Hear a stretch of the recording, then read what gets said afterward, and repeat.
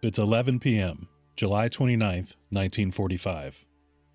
The heavy cruiser USS Indianapolis is steaming across the Philippine Sea, bound from Guam to Leyte.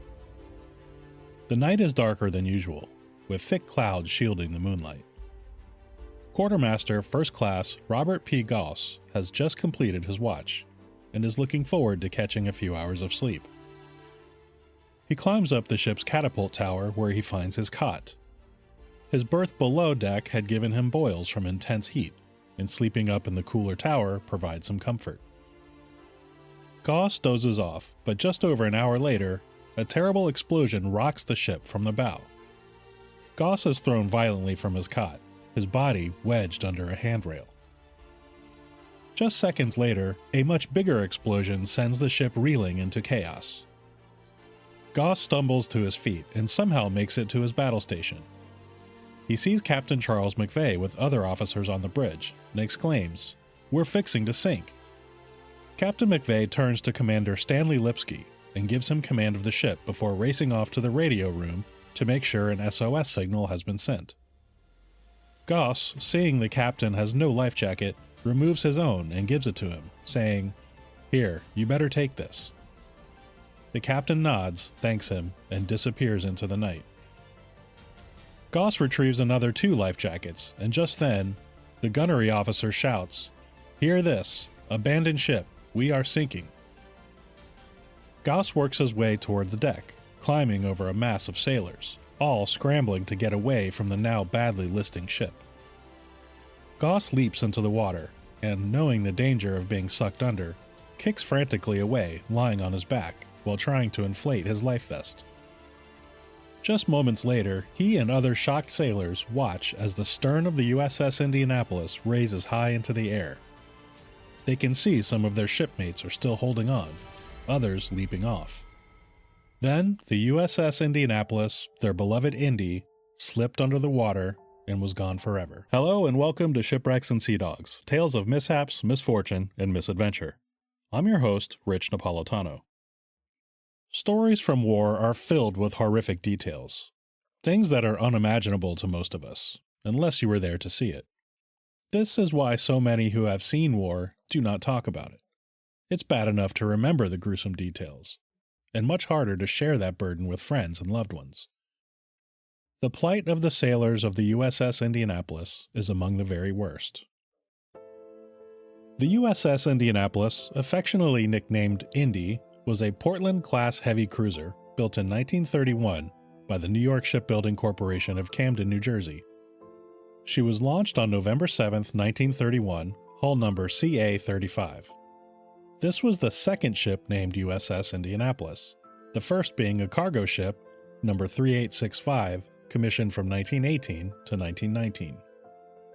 The sleek warship was 610 feet 3 inches long, 9,950 tons, with a main battery of 9 triple-mounted 8-inch guns. Her anti-aircraft guns consisted of 8 5-inch guns and 2 QF 3-pounder Hotchkiss guns. In 1945, she was upgraded with 24 40mm Bofors guns arranged in 6 quad mounts and 19 20mm Oerlikon cannons. Designed to be a fleet flagship, it could accommodate a fleet officer and associated staff, carry 4 aircraft, and had 2 aircraft catapults amidships. Following its shakedown cruise and training in 1932, the Indy was sent to the Philadelphia Navy Yard for an overhaul and was commissioned by the United States Navy on November 15, 1932, under the command of Captain John M. Smealy. Its commissioning was just 1 week after Franklin Delano Roosevelt's victory in the 1932 U.S. presidential election. Roosevelt had a lifelong passion for the Navy, having famously collected over 10,000 naval books by age 31, and he claimed to have read all but one of them. The newly elected Roosevelt chose the Indy as his ship of state, and on July 1, 1933, the president and 6 members of his cabinet boarded her for a cruise from Campobello Island, New Brunswick, to Annapolis, Maryland. Prior to their visit, the ship's commander sent a memo to the president's aide, with details of the facilities that would be available to the president and his staff. This included the ship's store, soda fountain, barbershop, photographer shop, laundry, and tailor shop. Interestingly, Captain Smealy wrote, "The soda fountain is prepared to serve Coca-Cola, ginger ale, root beer, phosphates, milkshakes, and most kinds of ice cream soda sundaes and ice cream. Whether or not FDR or his staff took advantage of the soda fountain is unknown." The President disembarked on July 3rd, and the Indy returned to the Philadelphia Naval Yard. In November of 1933, the Indy was named as flagship of the U.S. Navy Scouting Force 1. In May of 1934, the President boarded the Indy again in New York to review the 12-mile-long 81-ship fleet of the U.S. Navy. The Good Neighbor Tour of 1936 took the President from Charleston, South Carolina, to South America, with stops at Port of Spain in Trinidad, Rio de Janeiro, Brazil, Buenos Aires, Argentina, and Montevideo, Uruguay. After passing the equator, Roosevelt participated in the lighthearted Crossing the Line ceremony on November 26th and appeared before King Neptune to plead his case. During the pre-war years, the Indianapolis engaged in extensive training, war games, gunnery practice, and drills, primarily in the Pacific. In 1940, amidst growing Japanese aggression, the U.S. fleet, including the Indianapolis, was sent to the naval base at Pearl Harbor at the island of Oahu in Hawaii.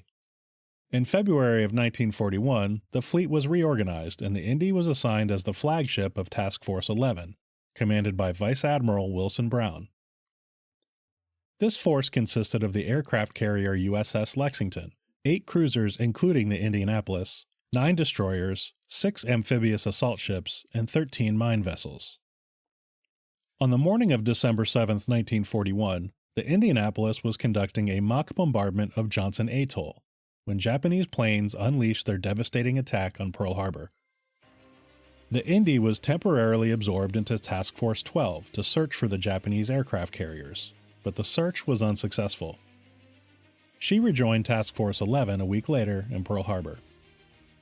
While patrolling the South Pacific on February 20, 1942, Task Force 11 was attacked by 18 Japanese planes. Fighters from USS Lexington engaged the attackers and shot down 16 enemy planes, with anti-aircraft guns taking down the remaining 2. Japanese Imperial forces launched an invasion of New Guinea on March 8, 1942, called Operation SR. Their objective was to land at the Salamaua Law area, invade the territory, and construct a base of operations, including airfields, to launch additional attacks on the Coral Sea. Task Force 11 was joined by Task Force 17, centered around the carrier USS Yorktown, as well as 8 bombers from the 435th Bombardment Squadron and 8 Hudson bombers of the Royal Australian Air Force. On March 10th, the combined force sank 3 Japanese transport ships and damaged several others. The raid did modest damage and did not stop the Japanese from constructing their base. However, this was the first time ever that combined USS aircraft carrier groups participated in a coordinated attack. This effort proved to be a prototype for larger-scale operations that would escalate through the end of the war in 1945. Following the raid at New Guinea, the Indy was sent back to Mare Island, California for a refit. During this time, she missed the Battle of the Coral Sea, from May 4 through May 8, 1942. The combined U.S. and Australian forces took heavy losses, including Task Force 11's carrier, USS Lexington.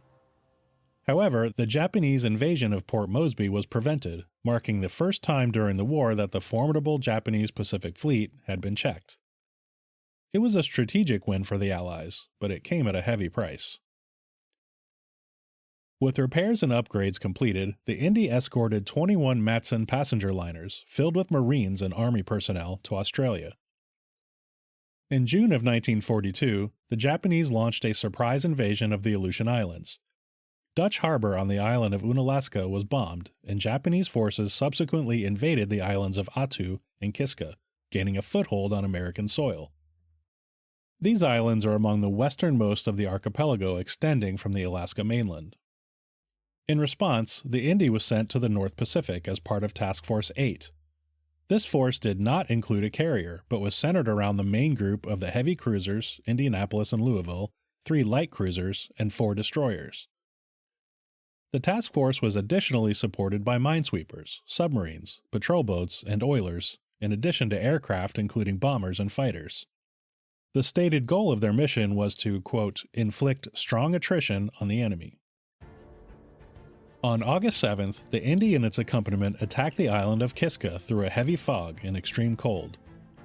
Despite the poor visibility, reconnaissance indicated several Japanese vessels were sunk and shore batteries destroyed. She continued throughout the Battle of the Aleutians to escort convoys and bombard Japanese shore positions.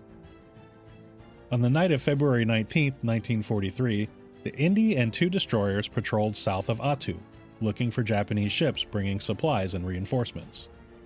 They encountered the supply ship Akagani Maru. The Indy's 8-inch guns opened fire, striking the vessel and setting her ablaze. The Akagani Maru sank with all 140 hands. In May of 1943, the Americans recaptured Attu during Operation Landcrab. This was a difficult battle in harsh Arctic conditions with heavy casualties on both sides. When Kiska was invaded, it was found to have already been abandoned by Japanese forces. The Japanese invasion of the Aleutian Islands was an attempt to draw American forces away from Midway Island, which they planned to invade, and establish a strategic base of operations in the Pacific. The Indy, while engaged in the Aleutians, did not participate in the Battle of Midway, arguably the turning point of the war in the Pacific. This carrier operation pinned the strength of the American Pacific Fleet against that of the Imperial Japanese Navy between June 3rd and June 7th, 1942. This epic battle could be, and probably will be, an entire episode of its own, and so in summary, the Americans sank all 4 of the large Japanese carriers involved in the bombing of Pearl Harbor 6 months earlier, while losing just one of its own carriers, USS Yorktown. This battle effectively ended the Japanese Navy's ability to launch large-scale attacks in the Pacific, and was the start of the period of Allied offensive operations. After another refitting at Mare Island, the Indy rendezvoused at Pearl Harbor and was named the flagship of the Fifth Fleet under Commander Vice Admiral Raymond A. Spruance. On November 10, 1943, the Indy departed Hawaii with the Southern Attack Force for Operation Galvanic to retake the Gilbert Islands. On November 19th, the Indy shelled the islands of Tarawa and Makin in support of the U.S. Marine 2nd Division and the U.S. Army 27th Infantry Division.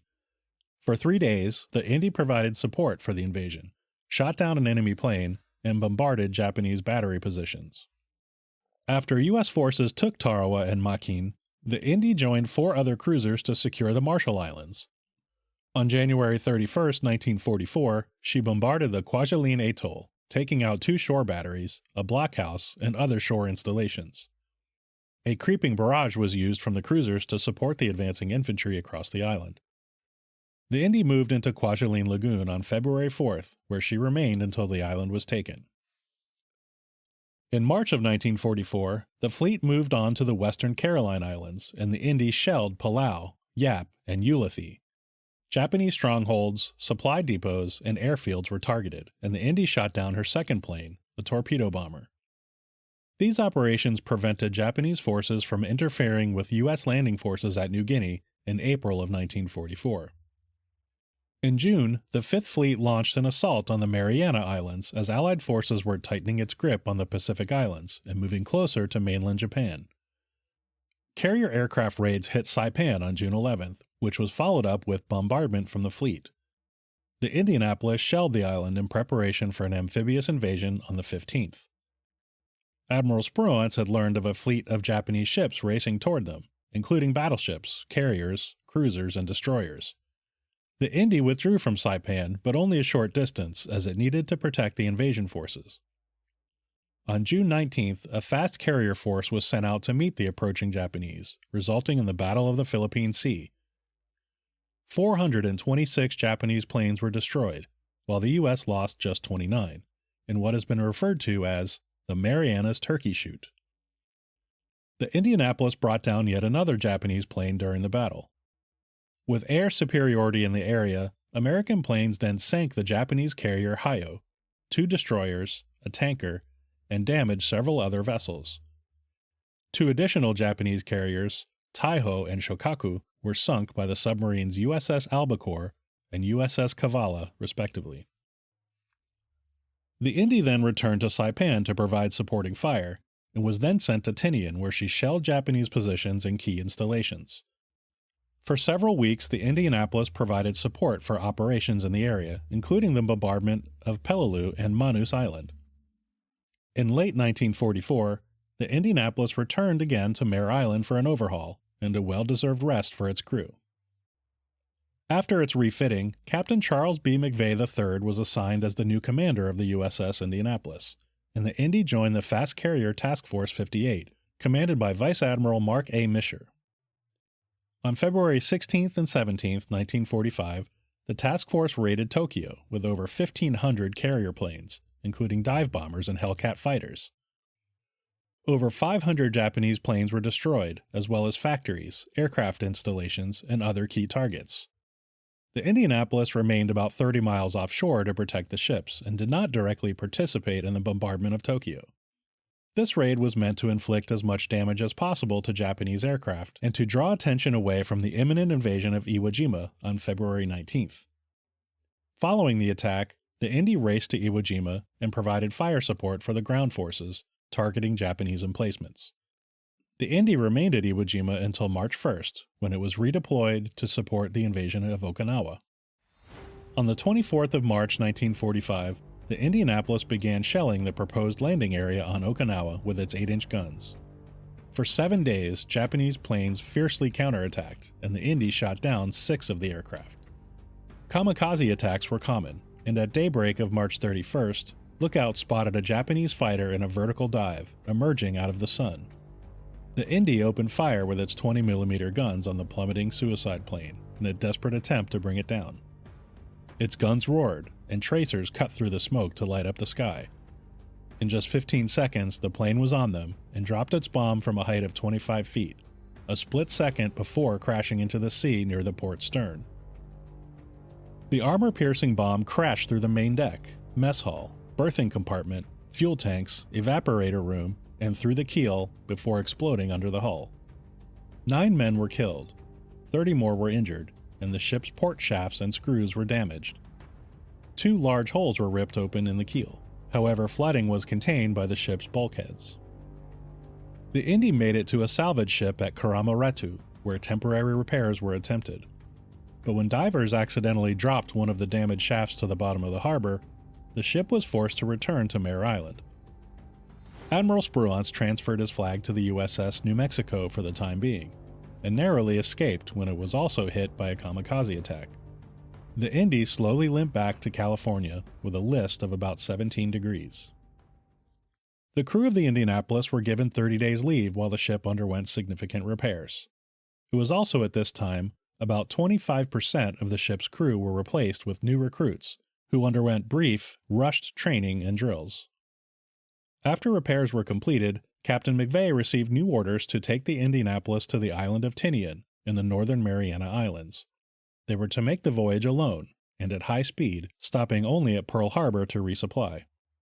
On July 15, 1945, the Indy left Mare Island for Hunters Point in San Francisco to pick up its cargo.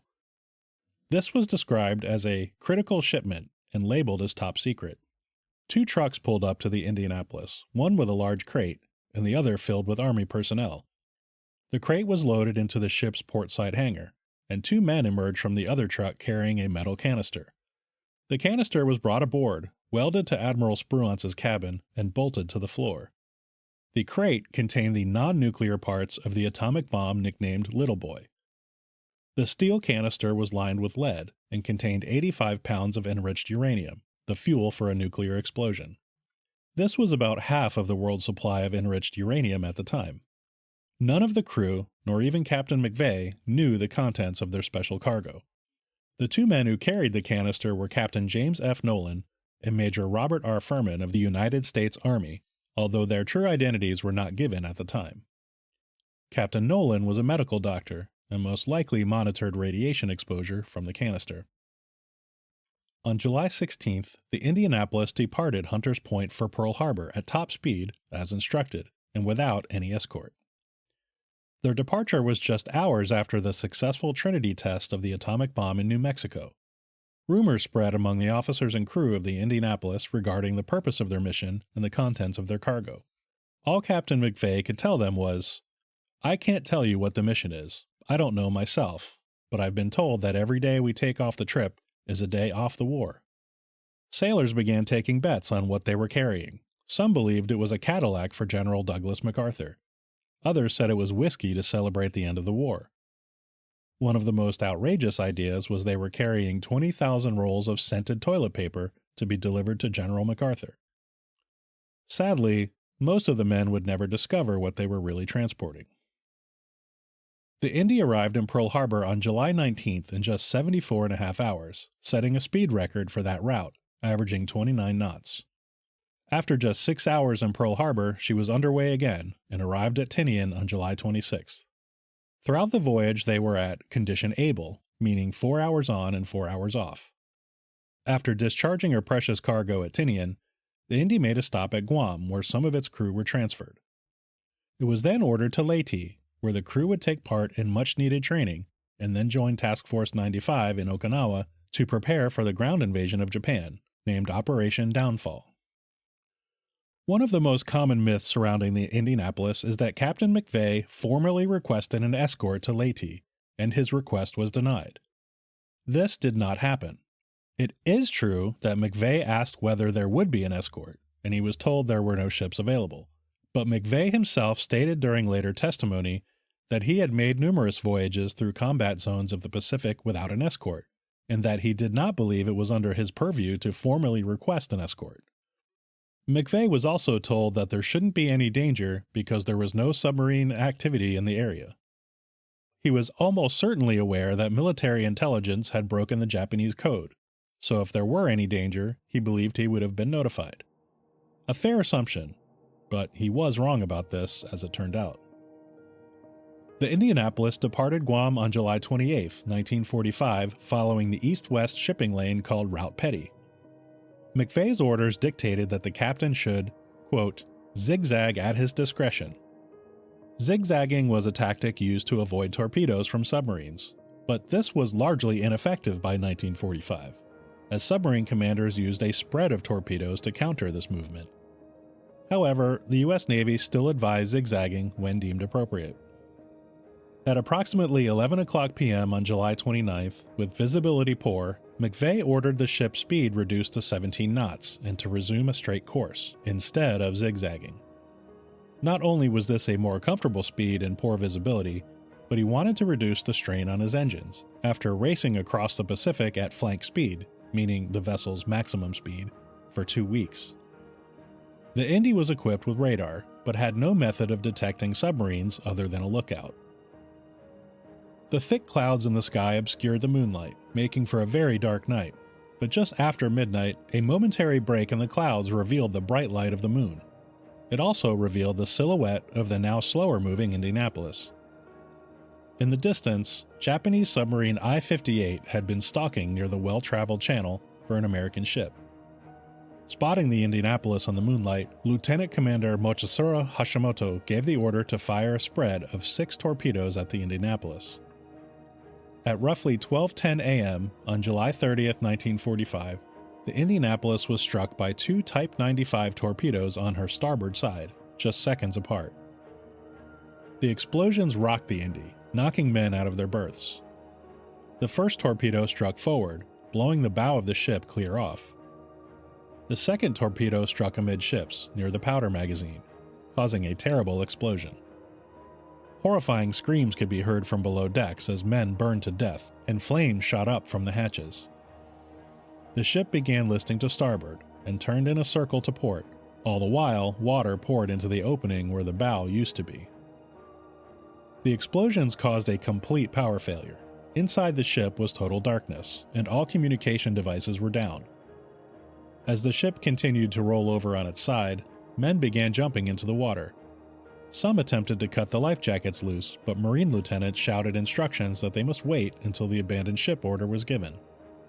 But the sailors began cutting the life jackets free anyway, and plunged into the ocean. Captain McVay raced to Radio Room 1 to make sure a distress signal was sent, but the radio was not operational. He then went to Radio Room 2, in the aft of the ship. Its operator believed the distress signal was sent, as he saw the meter move when it was transmitted. It is at this point that another myth must be dealt with. In the movie Jaws, the character of Quint, played by Robert Shaw, describes his experience as a survivor of the USS Indianapolis.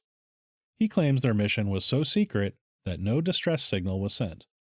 This is simply not true, and is most likely the source of this commonly repeated myth. The top-secret mission of the USS Indianapolis was completed after it unloaded its cargo at Tinian. In fact, the Indianapolis transmitted signals numerous times during its final voyage to Leyte. After going to the radio room, McVay gave the order to abandon ship, but this had to be conveyed by word of mouth. 12 minutes later, the stern of the Indianapolis rose high into the air, and the ship sank bow first underneath the waves. Over 300 of the 1,195 crew went down with her, leaving almost 900 stranded in the water, many of them with severe burns and other injuries. The men found themselves in a thick soup of viscous bunker oil. Panicked and confused, the men called out to their shipmates and officers, desperate to find anyone in the darkness. Many swallowed mouthfuls of the oil and vomited it back up. Only a few life rafts floated off of the ship, and a fortunate few found their way into one. Others grouped together on cargo nets, held afloat by cork. Despite all being Navy men, some did not know how to swim and had to be supported by others. Gradually, individuals formed into small groups, and small groups into larger groups. As they drifted in the darkness, the groups became more and more isolated. It was generally assumed they would be picked up soon, as certainly a distress signal was sent and ships would be on their way. But the hours passed, and then morning broke. They looked at each other's faces in the light, horrible blackened images with white eyeballs staring out, some severely burned, others bleeding. In fact, the Navy had no knowledge of the ship sinking, and no rescue efforts were underway. As the day wore on, their tongues became swollen, and their lips dry and cracked.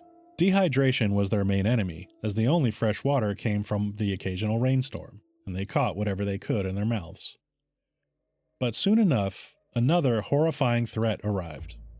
Sharks began slowly circling the groups, inspecting and watching. The men could feel the sharks swim underneath them, brushing their legs and feet, curiously sniffing out their prey. Men who were bleeding became pariahs, as nobody wanted to be near them. During their first day adrift, about 20 men were taken by sharks, each one disappearing with blood-curdling screams of agony. The men huddled even more tightly together, as drifting away alone was a death sentence. Dehydration began taking its toll, as men began hallucinating, believing they saw land in the distance and swimming away to their doom. Others simply faded into unconsciousness and slipped under the waves. Out of desperation, some began drinking seawater, even believing it to be milk or some other liquid, exacerbating their spiral of dehydration. Sharks remained a constant threat, but many more died from wounds sustained in the explosion, dehydration, or exposure. As more men died, the sharks fed on their corpses, attracting more and more sharks. As morning broke the following day, Quartermaster First Class Robert Goss looked over at a buddy next to him who was asleep. Goss shook him, only to discover his body had been bitten off at the bottom of his jacket. Finally, on August 2nd, their fourth day adrift, Lieutenant Junior Grade Lieutenant Wilbur Chuck Gwynn spotted the reflection caused by the sheen of oil. He was on a routine patrol from Peleliu in his PV-1 Ventura and was making some mid-flight repairs to his trailing antenna. He had banked at just the right angle to see the reflection of the oil. Believing it might be from a submarine, he followed the trail of oil, and at approximately 1,000 feet he saw the men adrift in the black oil slick. He immediately radioed his position and requested assistance at flank speed. Gwynn made several passes over the men, dropping life rafts and sono buoys, and transmitted the coordinates. Lieutenant Adrian Marks received Gwynn's message and took off from Palau in a PBY-5A Catalina flying boat. He was en route to the location when he flew over the USS Cecil J. Doyle and reported the emergency to her commanding officer, Lieutenant Commander W. Graham Claytor. Claytor immediately changed course to assist in the rescue and did not wait for permission from Naval Command. Lieutenant Marks was the first to arrive at the scene, and he dropped life rafts and supplies. He was horrified when he observed sharks attacking the men in the water, and he violated standing orders against landing his plane on the open sea. He brought his aircraft down near the men, and those who could, or were willing, left the relative safety of their life raft or cargo net and desperately swam toward him. Some were taken by sharks, others simply gave out and drowned. One by one, men were hoisted out of the water and into the plane, and they huddled together in a daze. As space began to run out, men were placed out on the wings of the plane and secured with parachute cord, so more men could be rescued. Marks learned from the survivors that they were from the USS Indianapolis, and the ship had been torpedoed and sunk 4 days prior. Shocked, he immediately radioed this information to Naval Command and requested all available assistance to be sent immediately. The destroyer escort USS Cecil J. Doyle arrived later that night. Captain Claytor used the ship's searchlights to give the men in the water some hope. Using the lights is typically forbidden, as they are beacons for enemy planes and ships. Claytor wanted to send a message that help had arrived and to keep fighting. He also ordered the engine stopped, as he did not want to hit any of the survivors in the water. The men in the PBY were transferred to the Doyle, and one by one, oil-soaked survivors were hoisted out of the water. Some were too weak to climb, and crewmen from the Doyle risked their own lives by jumping into the shark-infested waters to haul them up. Many of the men barely recall being rescued, remembering only waking up on the deck of the ship. Others passed out immediately when they tried to stand up. The Cecil J. Doyle rescued 96 men, although 3 later died in transport, and the ship's crew performed burial at sea services for the remains of 21 other men who were recovered.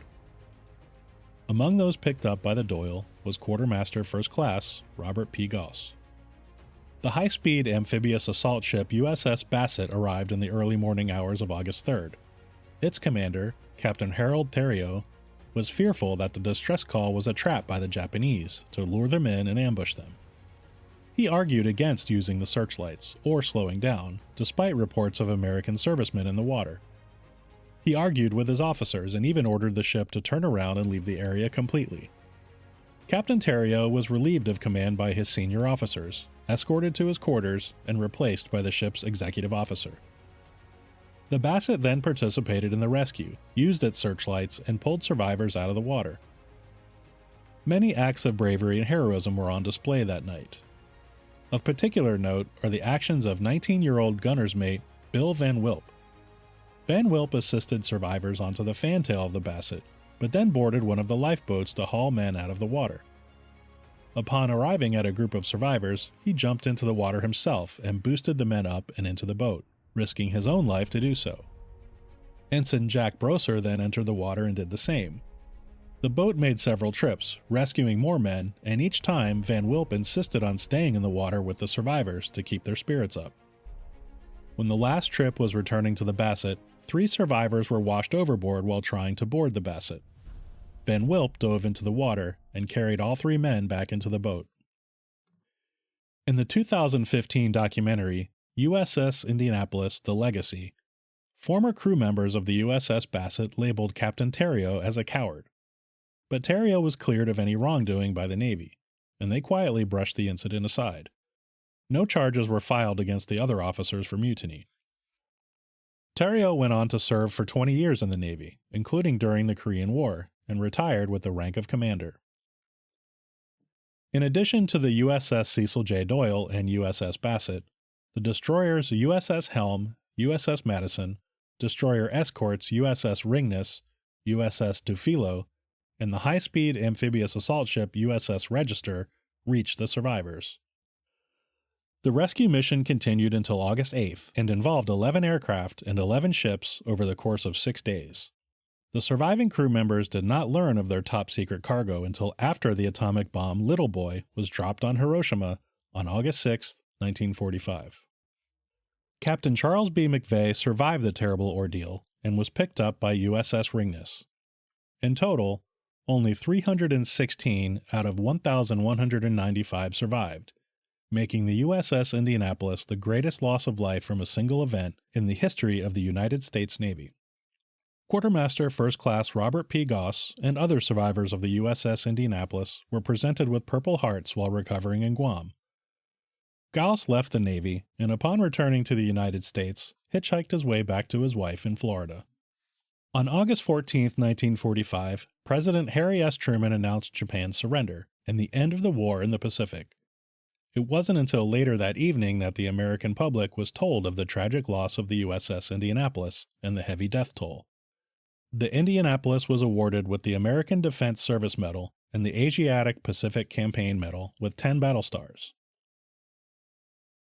A big question surrounding the Indianapolis was the lack of an immediate search and rescue.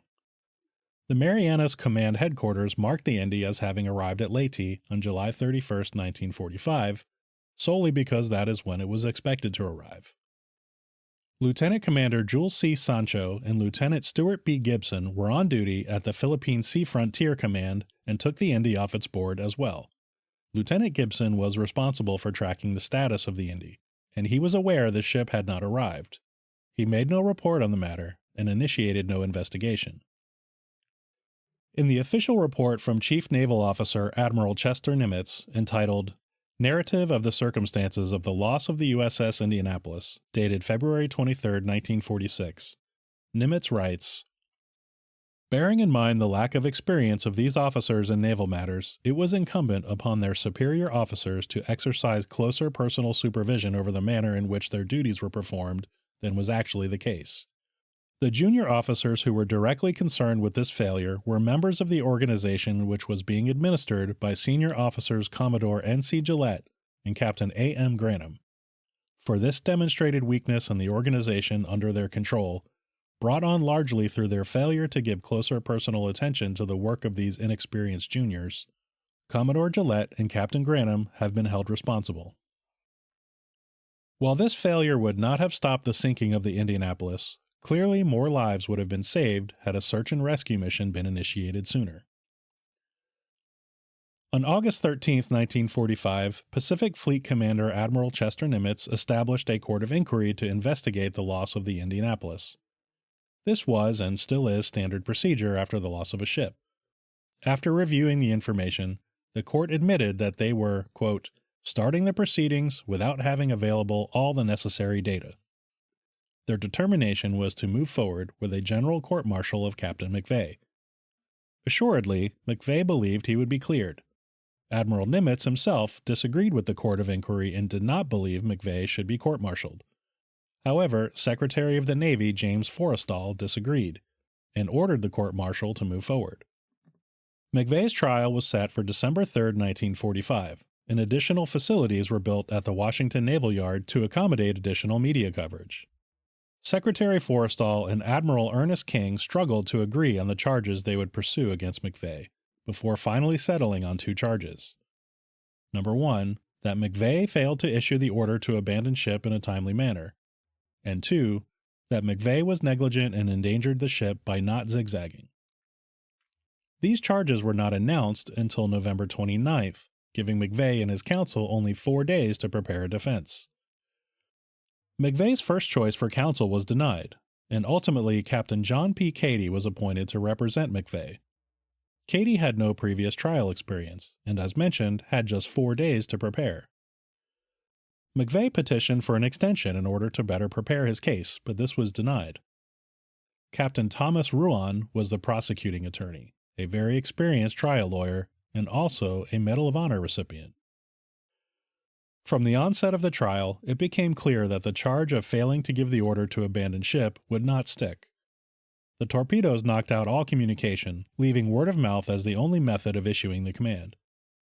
Witness testimony overwhelmingly indicated that McVay did issue the order in a timely manner. The prosecution instead focused on McVay's failure to zigzag, according to orders. McVay admitted he did not zigzag, but also pointed to the vagueness of the order to zigzag at his discretion. But McVay took full responsibility for his ship, as a Navy captain is expected to do.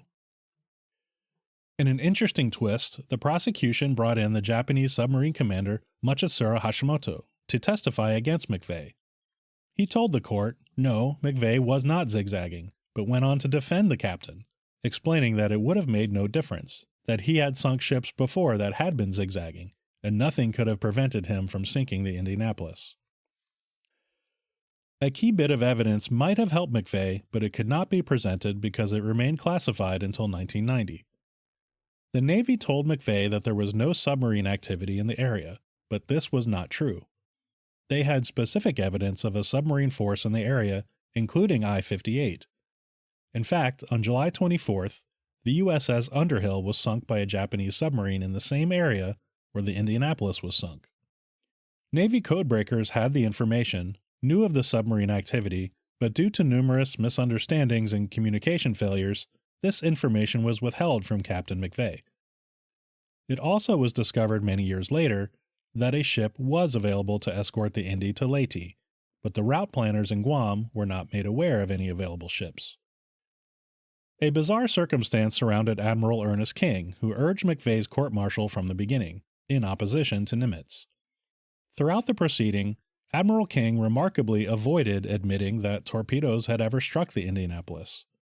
It was only in his third and final report did King admit that it was only probable that torpedoes sunk the Indianapolis. Ultimately, Captain Charles McVay was found guilty of endangering his ship and negligence for failing to show orders to zigzag. The court, showing some mercy to him, issued a very light sentence and recommended immediate clemency. McVay's sentence included a loss of 100 lineal numbers in his temporary rank of captain and 100 numbers in his permanent rank of commander. This was a very light sentence, only setting him back slightly in the line of promotion, but the conviction effectively ended his naval career and any chances of promotion.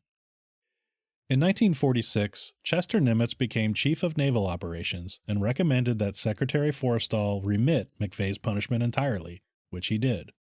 But the conviction remained on McVay's record, and he was considered a felon in many states. More than 300 American naval ships were lost during World War II.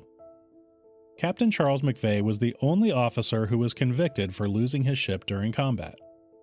McVay's case led to the U.S. Navy enacting the Uniform Code of Military Justice and the criminalization of unlawful command influence, which was very clearly a result of Forrestal's persistence on prosecuting the captain. Charles McVay personally struggled greatly with the loss of his ship and so many of his men, as well as the subsequent court-martial and conviction.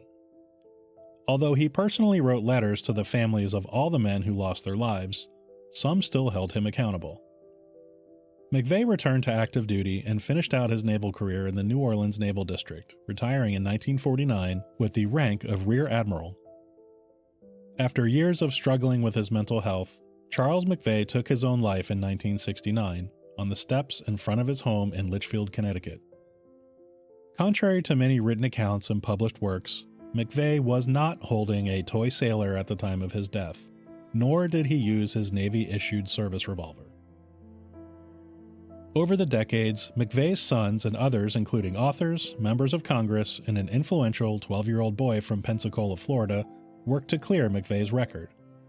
In October of 2000, the United States Congress finally passed a Sense of Congress resolution, stating McVay's record should reflect that McVay is exonerated for the loss of the USS Indianapolis. President Bill Clinton also signed this resolution. In May 2001, Secretary of the Navy Gordon R. England ordered the Sense of Congress resolution to be entered into McVay's official Navy personnel record, which was carried out by Captain William Tody, former commanding officer of USS Indianapolis, designated SSN 697. Captain Tody has been working for many years researching the circumstances of the sinking of the USS Indianapolis, the court-martial of Captain McVay, and McVay's post-naval life, including his suicide. More research by Captain Tody can be found at ussindianapolis.com/research. The wreck of the USS Indianapolis was found on August 19, 2017, by the USS Indianapolis project led by Microsoft co-founder Paul Allen. The well-preserved wreck lies broken into two main sections within a scattered debris field under 18,000 feet of water in the North Philippine Sea. The site is protected and considered a war grave memorial under the terms of the Sunken Military Craft Act. As such, there are no plans to disturb the site or recover any artifacts, leaving it as a solemn place of honor to those who were lost. That's going to do it for the story of the USS Indianapolis. Thank you so much for listening. For ad-free episodes and bonus content, please join the Officers Club on Patreon at patreon.com/shipwreckspod. For just $5 a month, you'll get access to all episodes, all ad-free, plus at least one bonus episode every month, and you'll be helping me continue to bring you quality maritime history episodes. That's patreon.com/shipwreckspod. You can also make a one-time donation at buymeacoffee.com/shipwreckspod. Shipwrecks and Sea Dogs is written, edited, and produced by me, Rich Napolitano. Original theme music is by Sean Siegfried, and you can find him at seansiegfried.com. Episodes, transcripts, show notes, social media links, and merchandise are all available at shipwrecksandseadogs.com. Please join me again next time, but until then, don't forget to wear your life jackets.